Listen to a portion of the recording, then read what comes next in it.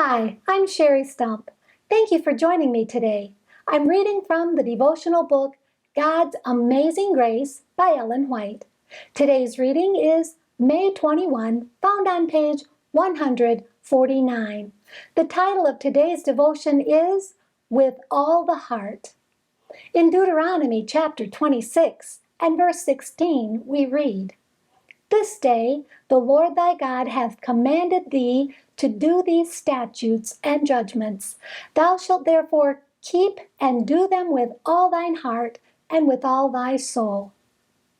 In God's covenant with his people in ancient times, directions were given for the faithful recognition of the gracious and marvelous works which he had done for them. God delivered his people, Israel, from bondage in Egypt. He brought them into their own land and gave them goodly heritage and sure dwelling places. And he asked of them a recognition of his marvelous works. The first fruits of the earth were to be consecrated to God and given back to him as an offering of gratitude and acknowledgement of his goodness to them. These directions, which the Lord has given to his people, express the principles of the law of the kingdom of God, and they are made specific so that the minds of the people may not be left in ignorance and uncertainty.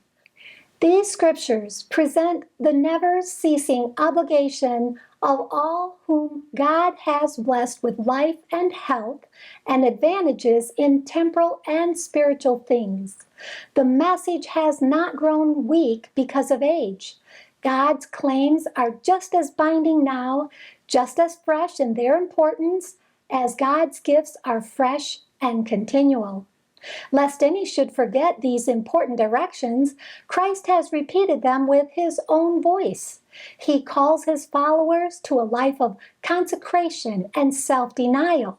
He says, "If any man will come after me, let him deny himself and take up his cross and follow me." Matthew 16:24. This means what it says. Only by self-denial and self-sacrifice can we show that we are true disciples of Christ. Christ counted it essential to remind his people that obedience to the commandments of God is for their present and future good. Obedience brings a blessing, disobedience a curse. Besides, when the Lord in a special manner favors his people, he exhorts them publicly to acknowledge his goodness. In this way, his name will be glorified, for such an acknowledgement is a testimony that his words are faithful and true. "Thou shalt rejoice in every good thing which the Lord thy God has given unto thee." Deuteronomy 26:11. Thank you for being with me today. Please join me tomorrow when we'll read about how to give our all to God. And may God bless you abundantly, above all you can ask or think.